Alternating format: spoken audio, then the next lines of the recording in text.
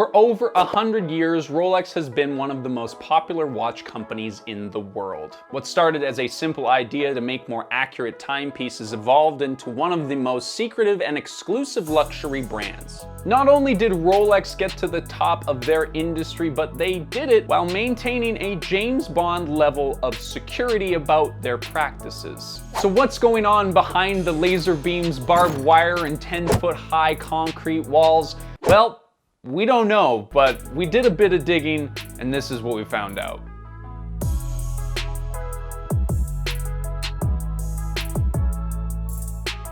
Rolex is known as a fancy Swiss watch company, but it was actually founded by two British brother-in-laws. Brothers-in-law? Brothers-in-law? Hans Wilsdorf and Alfred Davis founded the company in 1905, and after a terrible branding choice, naming it after themselves, Wilsdorf and Alfred, they thankfully renamed the company to Rolex. And then a few years after that, in 1919, the gentleman moved the company from London to Geneva, Switzerland to avoid import taxes. They chose the name Rolex, a word they totally just made up because it sounded easy to pronounce in any language. Hans was on a double-decker bus in London when he said, "A genie whispered the name in his ear." So there's that, I guess. Our buddy Hans, who was the brains behind the operation, while Alfred was more of the sugar daddy in this situation, envisioned a watch worn on the wrist. Now to us in 2022, that may sound like the dumbest sentence in the world, but you have to remember that back then, people were still using those fancy timepieces with the chain attached to it. And these things were actually not that accurate at all. They were mostly used as a status symbol for the wealthy. Huh. Bit of foreshadowing there, perhaps. However, time did matter for those who actually had to work, and for those workers, they needed to get to early shifts at factories. Back then, there were no alarm clocks, so they had to make sure that their employees woke up on time, and they would employ knocker-uppers to knock on the windows of people that needed to get up. Makes my iPhone alarm seem actually kind of tolerable. So this idea for a watch that you wear on your wrist was really kind of revolutionary, at least for men. Women were already wearing wrist watches, but they were marketed as bracelets at the time. The high society men at the time stuck it out with their fancy gold chains and laughed at poor Hans for his crazy idea because, you know, jewelry's for girls. That's how they talked back then. But Hans did not give up on his dream, and he quietly tinkered and perfected his idea until the world was ready. And then the world was ready. Suddenly we were at war, and people started to realize that having a timepiece tucked into your waistband wasn't exactly efficient in battle, so they strapped their watches around their wrists. When the war ended and it became evident that wearing timepieces on your wrist was actually on fleek, Hans did not miss his shot. Rolex was right there at the brink of all these cultural shifts with big, "put me in, coach" energy. I'm ready to go in, coach. Just give me a chance. I know there's a lot riding on it. And their watches were instantly popular. The demand for accuracy also increased because men got used to operating on strict time schedules during the war. And from the get-go, Rolex watches won several awards for their innovation and their accuracy. Now remember in a previous video where we talked about how Carhartt went from a reliable workwear brand to a luxury streetwear brand with a strange amount of universal appeal? Rolex's story is kind of like that, just more 007. The company has always been extremely focused on perfecting the wristwatch. One of their original goals was to produce utilitarian watches that athletes and extreme adventurers could wear. In 1926, the company released the Oyster, which was the first ever waterproof watch. They partnered with a professional swimmer who wore the Oyster while she swam across the English Channel, proving that it still worked after 10 hours in the water. This marketing plan worked so well that they kept at it, and in the next few years, Rolex watches were being worn by pilots flying over Mount Everest, drivers going 300 miles per hour in motor races, divers going 300 meters and taking part in other extreme sports. The company was doing everything that they could to prove that their watches could survive any type of extreme situation. While this did prove that their watches were very durable, it also kind of built some hype around the brand. These guys were like the original Red Bull energy drink, but like a fancy watch you wear on your wrist. With an already established reputation for high quality, extremely durable products, In the 1960s, Rolex very deliberately moved into the luxury watch market. Over the years, they had been perfecting their watches and over time slowly raising their prices, but the Rolex brand had more than practical ambitions. To solidify their luxury status, they needed ice. And in case you aren't a hip 30-year-old millennial like myself, that means diamonds. You can cut the burp out. Rolex started adding gemstones to their watches in the 60s, and that bling put them in luxury territory, but it wasn't just some fancy rocks that demanded thousands to tens of thousands of dollars for their watches. Rolex watches are legendary because nobody really knows how they're made. Rolex, like every brand, has a corporate persona that drives the image and the lifestyle that people aspire to when they purchase their products. Rolex, by being extremely secretive and elusive, elevates their brand status by playing the sort of 007 character that they're so famously associated with, which was a marketing plan that they definitely did on purpose. Dink, say goodbye to Felix. Man talk.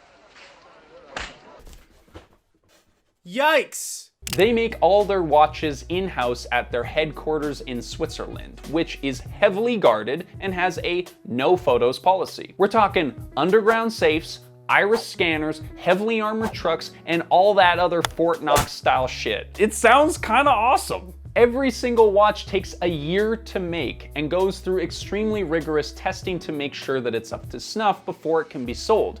They even have their own science lab where they have their own gemologists quality checking every single diamond and gemstone before they put them in their watches. Now, of course, bear in mind that this is the information that news agencies and industry reps have been told and assumed to be true, because nobody has actually seen all of this for sure. Visitors are strictly not allowed at their facility. But a super spy watch factory built into the mountainside is just one part of this amazing story. Rolex also controls the way that their watches are bought and sold. They don't sell any of their watches online, so you have to find a certified retailer near you to buy one. But it's not just as easy as going into a store and picking out a watch. Despite their constant production, the demand for Rolex is so high that retailers are frequently out of stock, and you'll most likely end up waiting on a multi-year wait list to get the watch you want. And this is not a flaw though, it's a feature. Given the secrecy around Rolex production practices, they could easily increase the number of watches they make by tomorrow and make a ton of money in the process.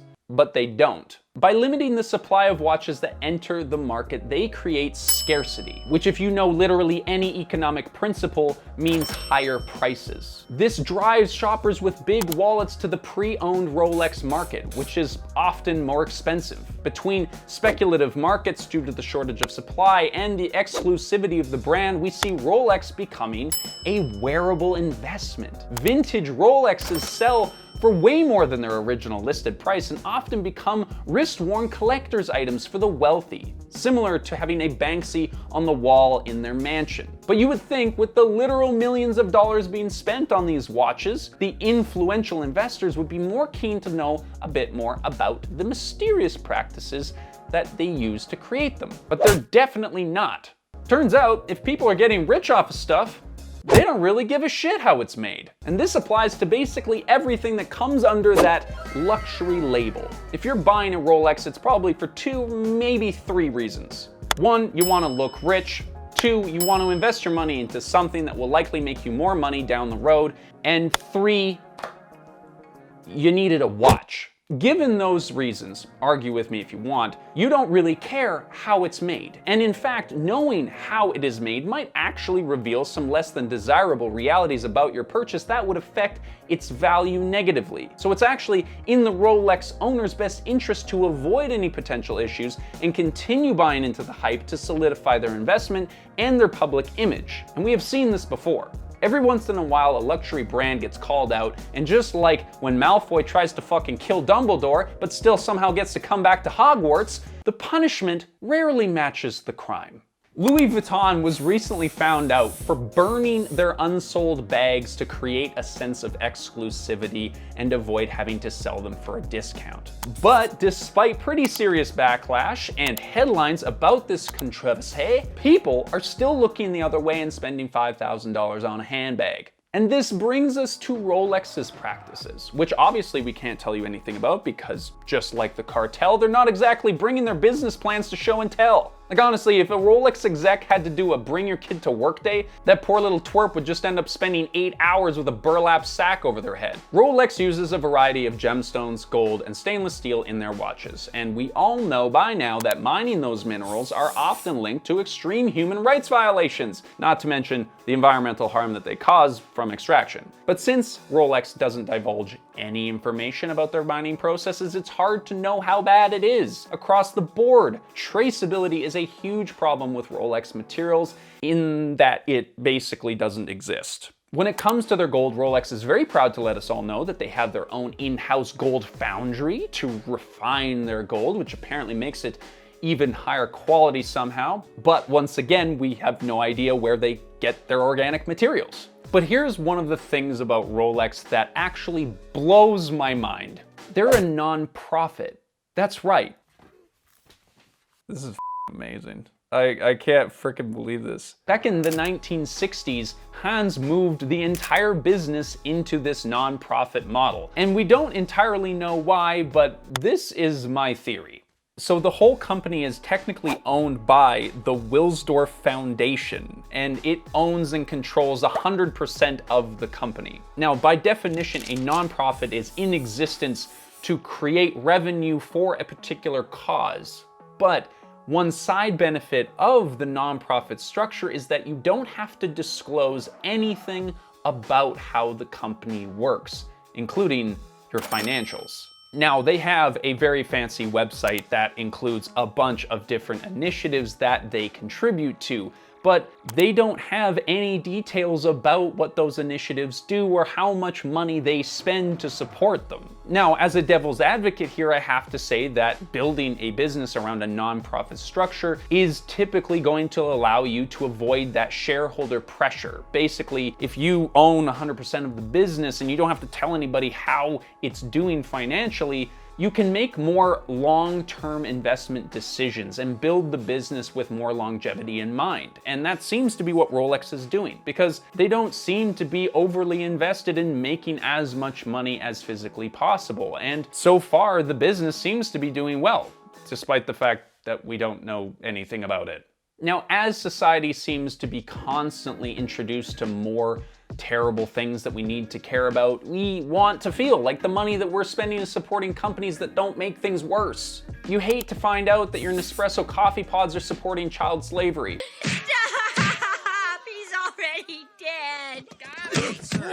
Which means that you have to be careful about how you're spending your hard-earned cash. This vote with your dollars mentality has demanded more transparency from large and small companies about their production processes. But there is a major difference in the companies who are openly transparent because they actually care, and the ones who begrudgingly clean up their act because they were found out for doing something terrible. And then in the middle of all this are the luxury brands. Rolex operates a secret service-like business model because, yeah, they're probably doing some sketchy shit, but also because that mystery actually increases the intrigue and helps them sell more watches. So if you need to know what time it is, just use the phone in your pocket like everybody else. And if you like this video, give it a like, and we'll see you in the next one.